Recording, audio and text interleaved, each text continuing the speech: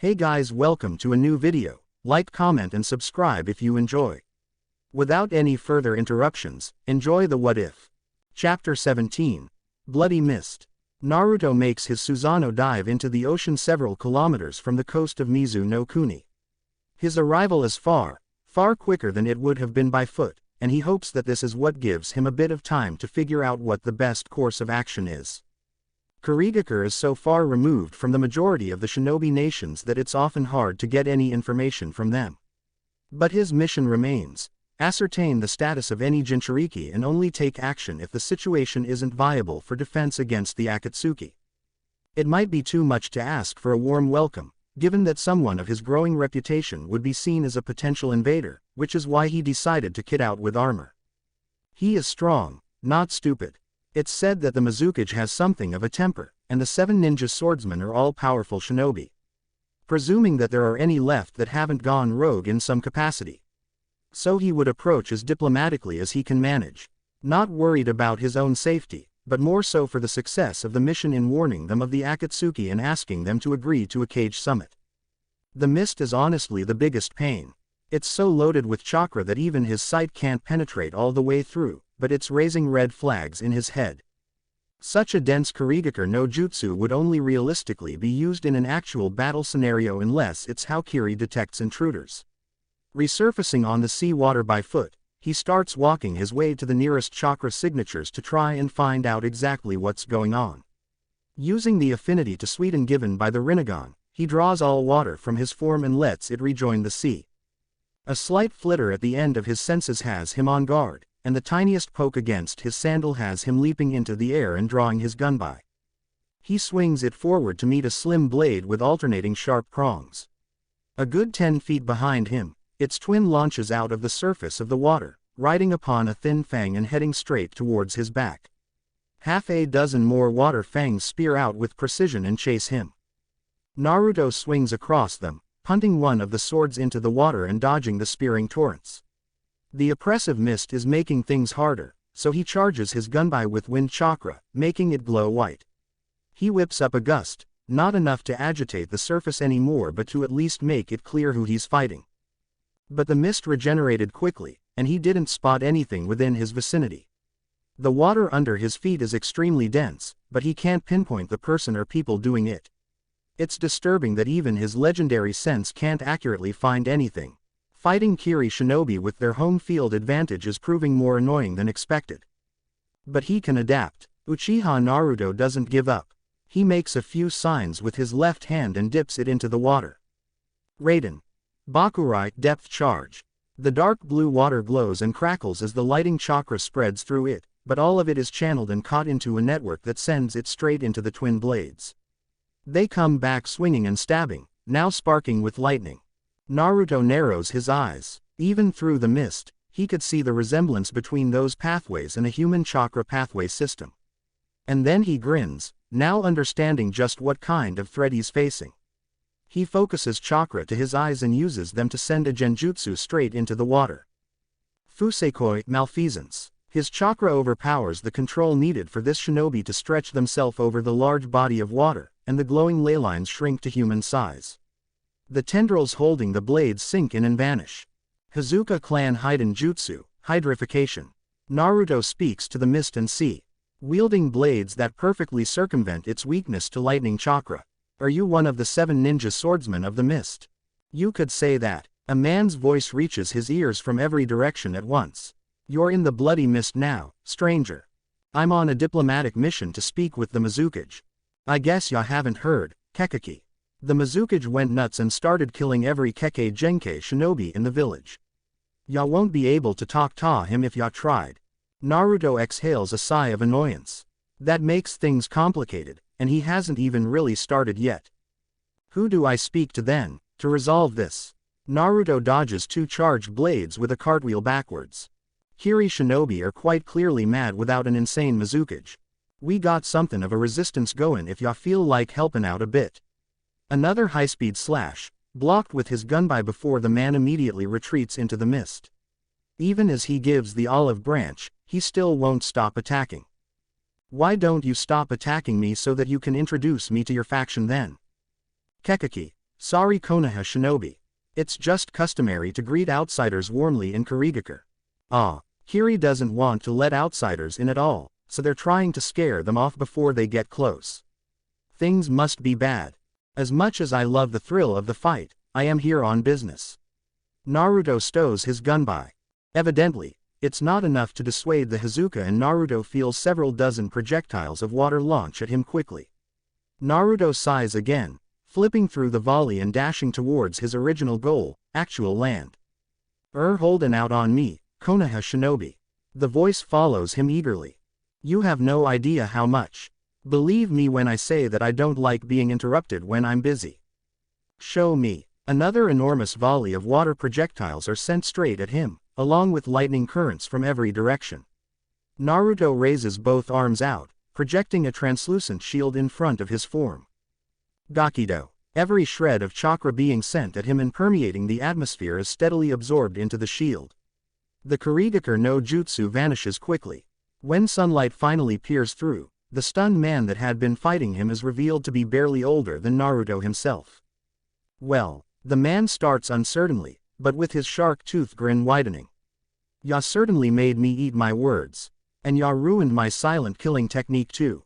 The man readies his dual blades again, sparking with chakra. I'm Hazuka Mangetsu, he introduces merrily, and is stabbed from behind, through his shoulder with a black rod that completely annihilates any control over his chakra. I am Uchiha Naruto, is Naruto's whisper into his ear, and you're going to show me where I can find your leader. The Naruto that absorbed the ninjutsu splashes into the sea, revealing it to be a water clone. Mai-sama. Ao calls upon her, taking her attention away from grimy maps stained with dirty handprints. Ao. Mai greets in return, blowing a sweaty bang of auburn hair from her eyes. She took a while to adjust to being called Mai-sama with reverence rather than standard formality. True, she did come from a well-known family famed for various kekkei genkai and shinobi skills, but she'd always been treated with disinterest and later on, disdain by the general population once whispers began to spread about the abominable mutants, known as kekkei genkai shinobi. Mai becomes increasingly bitter when she understands that Yagura's crazed behavior had been leading to this from the start. The vast majority of the resource-providing civilians had been of the mind that since it didn't really affect them, then they could remain apathetic to the decreasing human condition of genetically gifted people. They'd stayed in Kurigakure, providing their trades and services to the people that would hunt them down for the crime of being born. The resistance has survived this long on strength and hardiness, thieving when needed and dominating territory to gain tactical advantages with their superior power over the opposition's numbers. Some hadn't stood for the blatant tyranny of the Mizukage, even without having a kekkei genkai for some extra sympathy to their cause. 2 of the 7 ninja swordsmen were displeased with the bloody mist culture that engulfed their nation since Yagura had gone nuts. Mangetsu doesn't care as much for the survival of kekkei genkai shinobi alone, but rather for the state of weakness that their village has been reduced to. The constant infighting is leaving them vulnerable, and even a bloodthirsty fighter like him is questioning the endgame of Yagura's plan. Their isolated island is not completely invulnerable to the woes of the world. Enemies would find easy prey if only they looked. Mangetsu is back from border patrol. Ao continues stiffly. Good, we're about to strike at. He's not alone. Mai narrows her eyes. An intruder. In a manner of speaking. A deep voice echoes through the hall before the meeting room.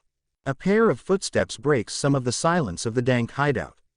Mangetsu is first, with a black rod poking from his shoulder. Water splashes ineffectually around it, making it clear that it's not a wound but something that's preventing him from completely liquefying. Mangetsu gets pushed forward and he stumbles to the floor. The figure behind him retracts the strange rod into his hand and steps out of the shadows. Mai and Ao harden their guard, and Mangetsu doesn't bother to redraw his kiba. I wouldn't bother, hey. Mangetsu chuckles darkly. Guy coulda killed us already if he wanted to. Like that somehow reassures Mai. The giant of a man looks like he's equipped for a war. Crimson armor clinks in a distinctly unstealthy way, and the gunbai on his back is already eye-catching on its own. The Konoha forehead protector hiding under a long bang is still clear against above eyes unlike anything she'd seen before. And his chakra. Never has she felt anything more powerful in her life. Who are you? Why are you here? Mei questions sternly. I am here on behalf of the Godime Hokage. My mission is to confirm the status of your Jinchuriki, and to give the Mizukage an invitation to the Gokage Summit. I've been made aware that particular goal may be out of the question, so I sought to meet the possible replacement of this, Mad Mizukage, and aid them in exchange for an agreement to attend the summit. Why is the Hokage calling for this summit, and why do you need to know the status of our Jinchuriki? In addition to that, who are you and what good is one man against the majority of Kiri's military force? Mei rapid fires her questions, thinking this to be a Konoha trap. Tsunade requests the summit in order to negotiate a ceasefire between the 5 great shinobi villages. The status of all Jinchuriki is being assessed because of this. A group of S-rank criminal shinobi have allied in order to obtain all of the Biju and use them against the greater nations. Doing so will give them absolute military superiority, which is the barebones ultimate goal of this organization. A tumultuous village is one that is easy to infiltrate and acquire a Jinchuriki or a Biju, so the Hokage sent me just in case there's trouble. Mei watches stiffly as the man approaches casually and unconcerned with them. I am Uchiha Naruto, leader of the Uchiha clan. I am more than enough to end any conflicts occurring in this village, with either faction. So I implore you to consider me carefully. She recognizes the name. An anonymous drop of intel from Konoha's Monster Genin team under Hitaki Kakashi listed this boy as the greatest threat on the team 3 years ago. And now he's all grown up and claiming to be the perfect solution to their woes.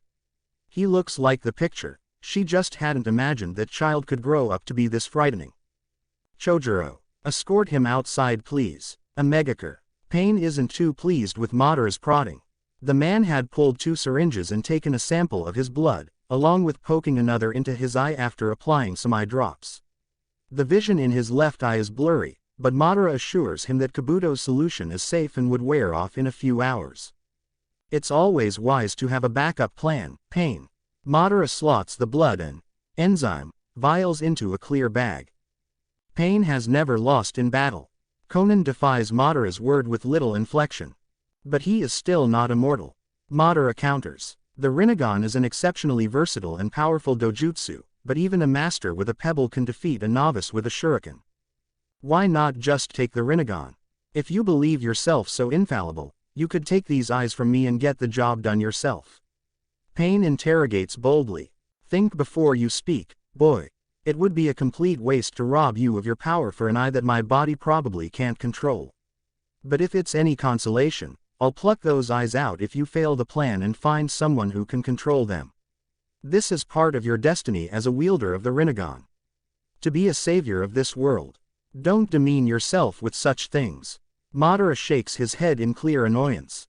Madara looks like he's about to whirl away until Zetsu comes sprouting out of the floor. Uchiha Naruto has arrived in Kirigakure. How exciting. Pain's eyes narrow. Madara is unperturbed. I'll make sure that Konoha doesn't acquire the Sanbi, one way or another. Mizu no Kuni, Resistance Camp. Naruto perches cross-legged on a rock with his gunbai beside him after being dismissed by Mei while she discusses this development with her council. He is surrounded by a large number of beaten-down shinobi, though he isn't responsible. It seems that this civil war has run them ragged, but they jump up at the opportunity to serve this strong woman. He keeps his amusement hidden as a timid young man shies away from his gaze. Any censor in their group would easily be able to tell just how out of their league he is. It doesn't seem like any of them know who he is, however, which leads Naruto to believe that information going into the country is just as scarce as anything going out right now. Who is this guy? One fighter whispers to another. Beats me, but you saw how he manhandled Mangetsu. Crazy strong people shouldn't be here. He's scary. Look at the size of him, and the chakra. Naruto thinks that Mangetsu is strong, but below the pay grade of someone like him. He has potential, but then again, Naruto had only seen him with the battlefield advantage. He wonders what else that man has up his sleeve. Kiri's trials of ritual combat to determine who would be the next wielder of one of those legendary blades had produced exceptionally powerful shinobi swordsmen. It is something bloody and unlike anything in the other nations, save for maybe anyone stupid enough to try training shinobi to be completely emotionless. Even Konoha, Famed as it is for producing a single genius shinobi regularly every generation doesn't have anything quite this brutal, with academy spars being non-lethal. Every generation in Kiri has the 7 swordsmen, and they are always powerful. At least that's what they teach in the academy, but it must have some merit if the intel acquired on this culture long ago was accurate enough to teach to shinobi students. Stay where you are. Chojuro, the boy who escorted him away from the others, keeps a massive blade pointed towards Naruto. Oh, is that another one of the 7 legendary swords? Naruto asks casually with a tiny grin. That's 4 of you that I've met now. All of you are quite strong. I wonder how you compare to the rest. Chojuro scowls and grips the sword, as if to strike at a moment's notice. What do you say? Up for a spar while we wait? Naruto's hand shuffles over to his gunbai. Enough. Mei thunders from behind. Uchiha Naruto, come here. Naruto stands up and stows the gunbai, walking past Chojuro who refuses to put his own blade away. At least one of them has good instincts. Maybe the myths about the swordsman have truth to them. Here's the deal. You help me overthrow Yagura, and I'll agree to attend the summit as the Mizukage. You'll do your utmost to not destroy the infrastructure of the village, and leave as many civilians alive as possible. Mei arbitrates. I can agree to that, Naruto acquiesces easily enough. But I'm also here to verify the safety of your Biju. Mei, Al and the 2 swordsmen exchange uncertain looks. Yano our nutcase Mizukage. He's de Jinchuriki. Mangetsu provides. We believe that he's under the control of an enemy. His personality has taken a drastic shift over the past years. Al speaks up, likely to convince Naruto to stay here rather than to go over to the Mizukage personally and aid him instead. We don't think that it's a mental illness, per se. His change was overnight. He started making strange choices like sending unqualified shinobi out on dangerous missions, and when we got tired of it and rebelled, all of his efforts went to putting all of us down instead of continuing like he had been. It's like his only goal is the destruction of our village. Mei explains coolly. Naruto considers this, not really caring if it's a lie but seeing an opportunity to gain agreeable representatives to meet at the summit. The chaos happening in the country would have to end. A united nation would be far stronger against the threat of the Akatsuki than one that is divided. And what of the Biju? Naruto asks, getting to the point. We will try and capture Yagura, Mei states. If we can do that, then we can seal the Sanbi into a new Jinchuriki. And if he dies, Mei's eyes harden in a scowl. Then so be it. It will give us time to set this country in order before it regenerates. Naruto likes this woman, a leader with her head on straight. Very well. In exchange for my help, you'll attend the summit. Deal. Mei puts her hand out, and Naruto takes it. Deal. The dark alleys of Kirigakure are encompassed in a fine mist. The paths have little visibility after a few short feet, and if not for the street lamps and house lights, it would be nearly impossible to navigate the streets without knowing them like the back of one's hand. Thin wires can barely be seen overhead for longwire fighters. They'd be invisible if not for the tiniest glimmers of light reflecting off of them. This district is isolated by comparison to the rest of the suburbs, being accessible by only 2 bridges over a wide moat. But ever vigilant, loyal Junin patrol the streets and keep trained eyes on any suspicious movement. Any signs of rebellion are put down swiftly, although civilians have little to worry about in that regard. Some wonder how long it will take before they are targeted to satisfy the Mizukage's bloodlust. Most shinobi loyal to the Mizukage's bloody mist regime are all for the idea of civilians earning their keep through conquest and battle. To take the fight against each other to the rest of the world. Anyone criticizing this has their life swiftly ended, or at least, live to fight another day with Terumi Mei's pathetic rebellion. A Junin looks up as a wire slaps against another, and another wire launches across the rooftops. He straightens and puts his respirator over his mouth, not wanting his lungs burned from the inside out by boil shinobi. He looks down at his gloved hands, and sees faint speckles of green dust sweep across them. Glancing up, he feels a cold wind on his exposed cheeks and eyes. Around him, civilians returning to their homes begin to stumble. Chemical attack, he asks himself, catching a woman before she and the baby she is carrying fall to the ground. He looks at the pale and unhealthily skinny child, and wonders how long it will take for the terrorists to be put down. He jumps at the sound of an explosion, but it sounds muffled. Almost inert. It's like thumping noise, coming down the street and getting closer and closer. He shimmies the fainted woman into a stall and lies her and the child down. He peeks his head back out and sees flashing coming closer, along with the terrible noise. He readies his kunai. All of a sudden, a great thump sends a person practically rolling down the street.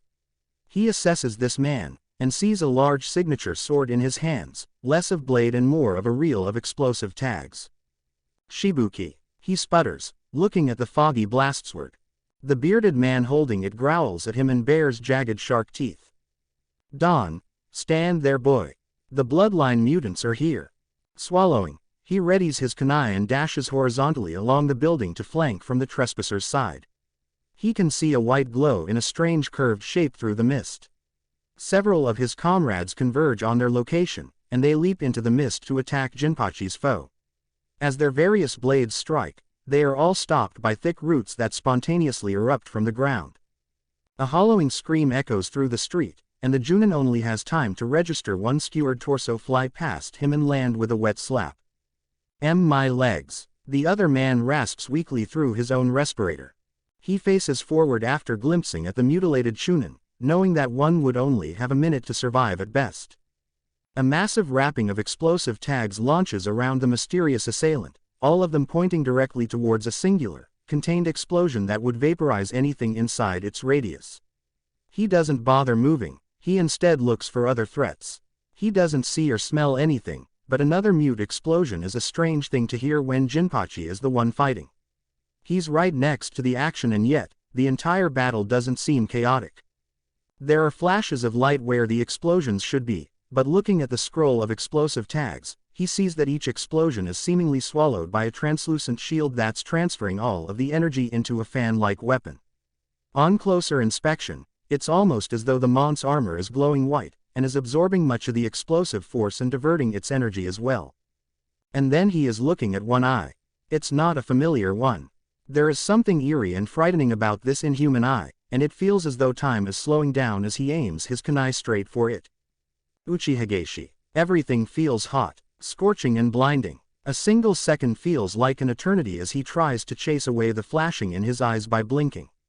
The chaos around him doesn't stop, but everything feels so gone. When the brightness in his eyes leaves, his respirator falls from his mouth with a long trail of spittle. He realizes that he's propped against a wall. Everything still feels hot. He tries to move but only his eyes obey. They trail downwards. Stumps is not the right word, given the shattered bone fragments poking out from where his elbows used to be.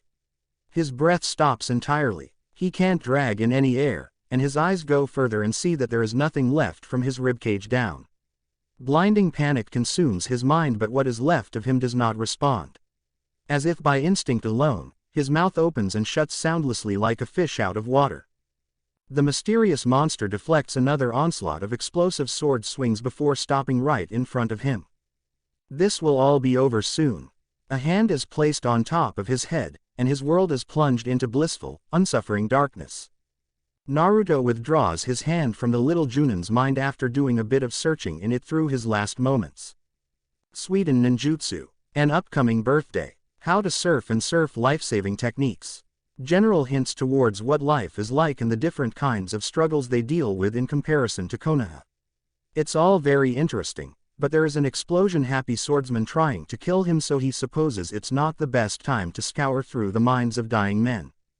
The blast from using his jutsu had virtually obliterated a building, so maybe it would be best to use a few less destructive jutsu in order to keep to his word about leaving most of the infrastructure intact. This is sad, Munashi Jinpachi. Naruto taunts provocatively. Zabuza was far more competent than you. Is this really the best you can offer? I thought that the 7 swordsmen were meant to be strong, but I see they were scraping the bottom of the barrel with you. Jinpachi bares his jagged teeth but doesn't bite. Seems this one is smarter than he looks. What will you do? To Naruto's surprise, the swordsman shouts a retreat from the district. Regroup. Fall back. The mist begins to dissipate and every shinobi in the area flees to the lake-like moat surrounding the main village district.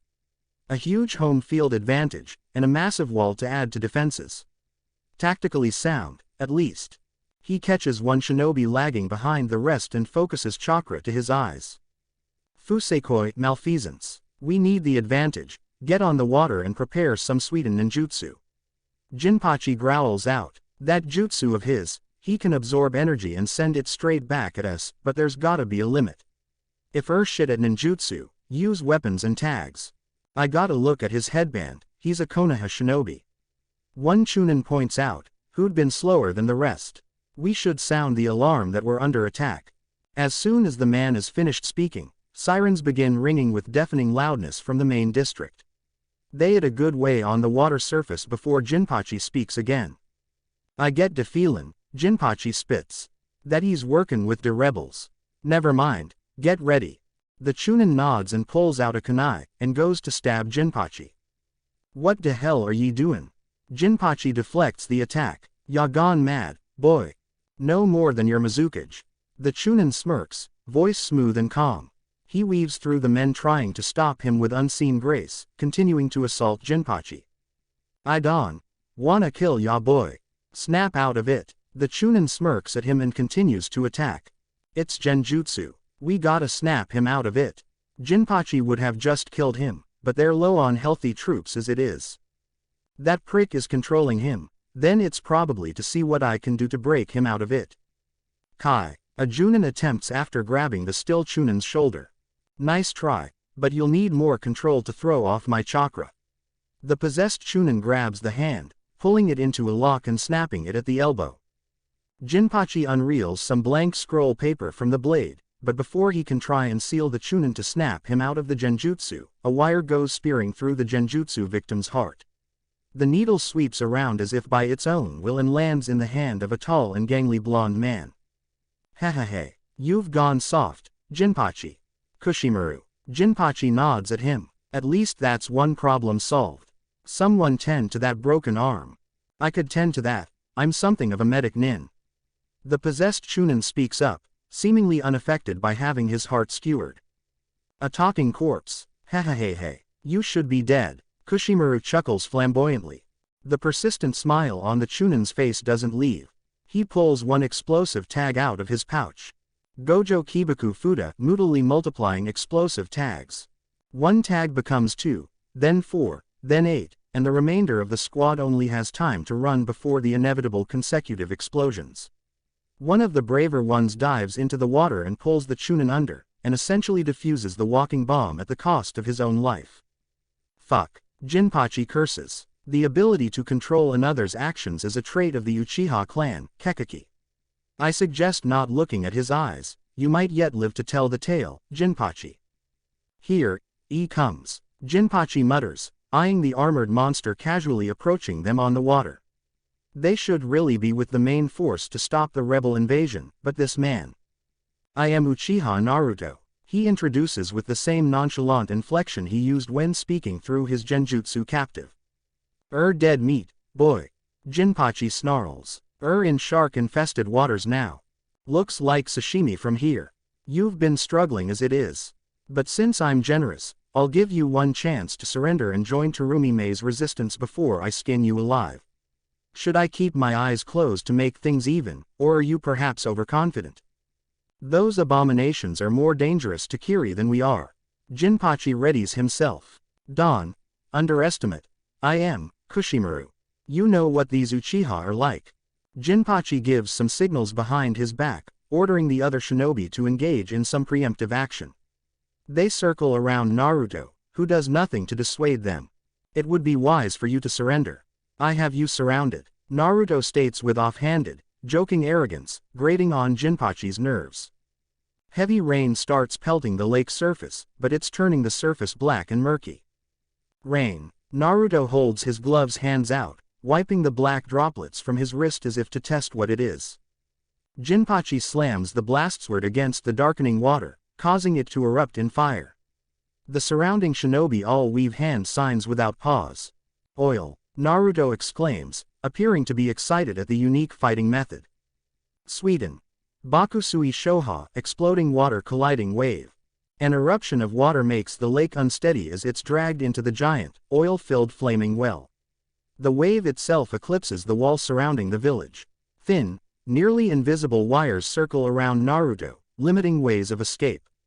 Jinpachi throws out a long scroll from his blade, filled entirely with explosive tags. Naruto gives a light swing of his gunbai. It generates the tiniest of gusts to redirect the oil rain to in front of him rather than on him, and as he stows the weapon and puts his hands forward, the oil is seemingly drawn off of him and ditched into the lake. Most impressive. Naruto smirks darkly and uses the horse sign. Kaden. Goka Mekyaku, Great Fire Annihilation. A wall of flames unlike anything Jinpachi had ever seen collides with the wave and to his frustration, actually contests it with sheer velocity alone. But to him, it doesn't matter. The fool has failed to consider Jinpachi and Kushimaru's attacks. Or so he thought, until the etheric blue glow of a demonic ribcage simply absorbed most of the explosive force of the tags and keeps the wrapped wires tight around its form instead of Naruto himself. The blue construct appears fractured but not broken. The skeletal shield unravels into dozens of similarly colored chains, tipped with dragon-like heads with glowing yellow eyes. They spear out and begin a deadly chase of every one of the Kiri shinobi. Very quickly, many of them find themselves staring at their own hearts that are plucked from their chests in the mouths of the shackled dragons. If they aren't already dead from the quick maiming, they soon would be.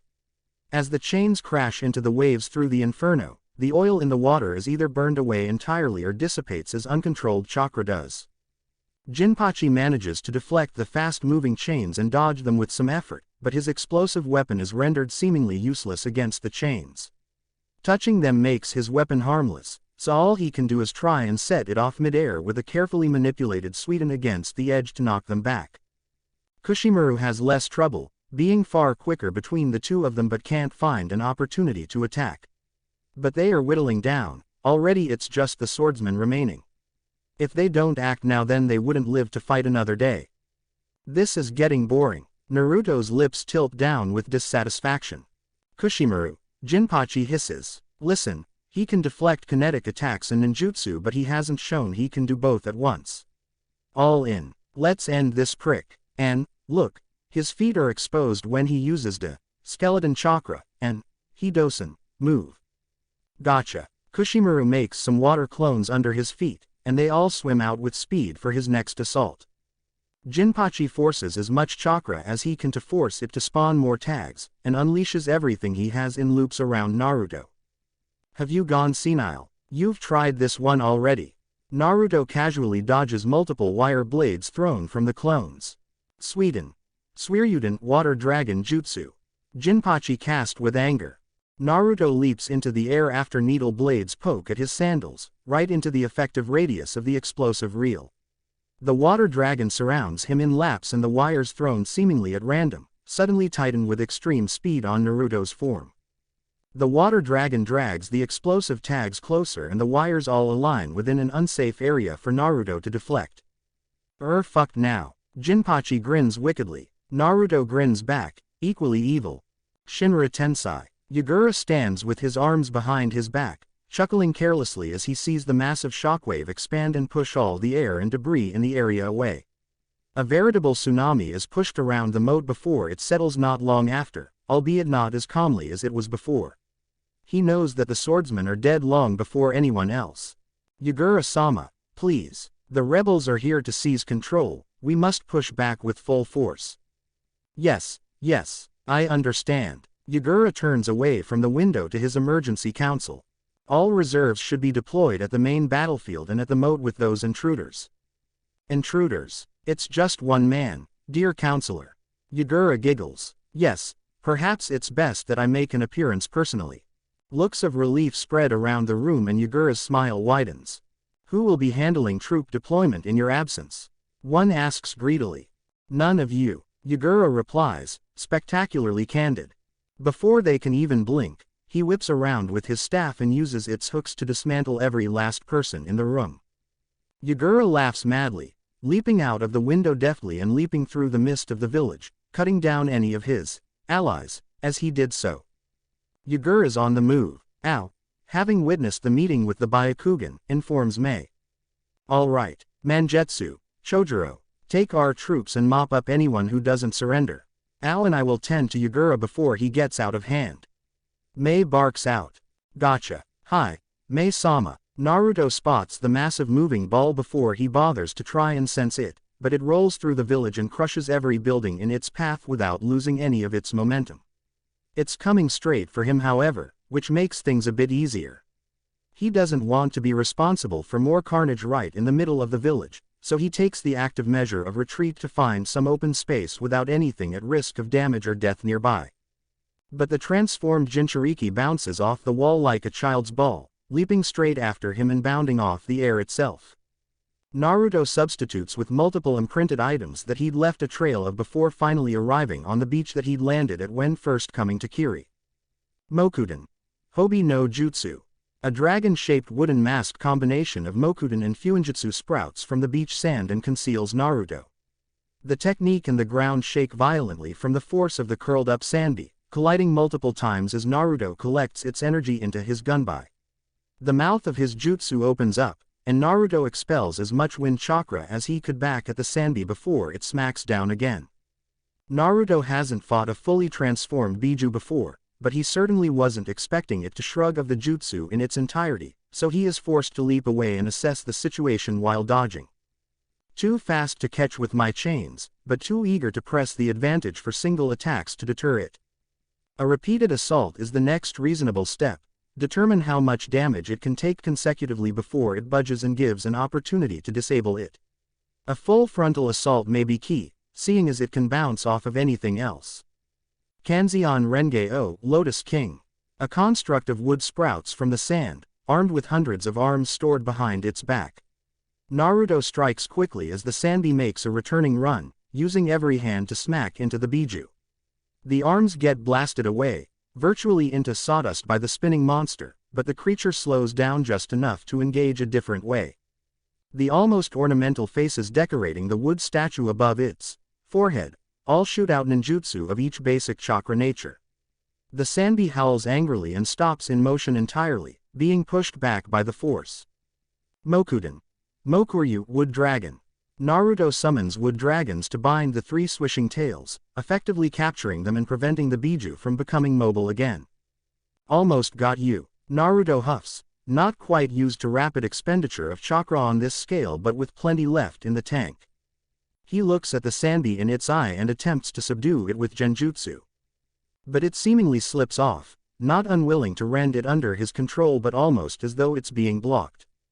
His mouth turns down with confusion, but he soon realizes that if Yagura is already under someone's control in his poor state of mind, it wouldn't be so easy to get through to him. Someone as unstable as this couldn't simply be coerced into doing what he wants, especially with the Biju defending its territory, so to speak. Either one alone would be easy. Together, genjutsu doesn't have much a chance. Near translucent blue orbs and dense red ones start appearing in front of the Sanbi's face, and Naruto thinks he may be a bit too close for comfort. Mei and Ao startle at the explosion, more so when an arm of wood as tall as a building lands beside them with a deafening thunk. Naruto lands in front of them after fleeing a barrage of Bijuadama. We should retreat. Yagura's transformation is perfect synchronization. Mei looks at the rampaging Biju fearfully. Don't be so hasty. Naruto disregards her fear, remaining in a crouch. Boy, I don't think anyone is strong enough to defeat that. Ao grabs Naruto's shoulder, trying to pull him away. Naruto shrugs him off and brushes his bang off his eye. His two Rinnegan observe the Sanbi as it charges another attack. Focus. Naruto orders for himself. We need to go. Not yet. Naruto leaps into the air, suspending himself with the gravitational forces provided by the Rinnegan. The Bijuadama grows to eclipse the Sanbi. This would be much easier if I could use Susanoo. Naruto sighs, but the destructive force of Susanoo versus Biju would certainly leave nothing left to defend against the Akatsuki. He sees this as even more motivation to stop them before they can get the Biju. The destruction they wrought is far too potent for anyone to stand a chance against, let alone the Jubi or its Jinchuriki. The Sanbi launches the Bijuadama, and Naruto looks directly at it. Limbo. Hoken Consecration. Mei honestly thought she was about to die. As did Ao, given the way he dropped to his knees. Right above them is the massive Bijuadama. Motionless. As if time itself had stopped and left it paused in the world, a dangerous thing that no one alive gets to look at this close. It's almost mystifying. But Naruto puts his hand on its surface, and sends it straight back at Yagura at the exact same speed. It collides and explodes against the Sanbi's shell, sending chunks of its tail sailing through the air and into the ocean. Her jaw hangs open as pieces of the Sanbi tear away and slowly, all of it is in the ocean. Magnetized to itself, but Yagura is separated. His corpse falls lifelessly to the beach, and the killed Sanbi dissipates into chakra to reform elsewhere. Naruto lands back in front of them, fetching a scroll from his coat. Set your nation in order. I expect you to attend the summit, Mizukage Dono. Looks like you didn't need to do anything, Madara-sama. I would have preferred to keep Yagura locked up somewhere safe, but this is fine as well. Predicted regeneration. A few months at most. I'll be watching. Notify me as soon as it reappears. Thank you for watching. If you enjoyed the video, be sure to like, comment and subscribe, as well as checking out the author on fanfiction.net.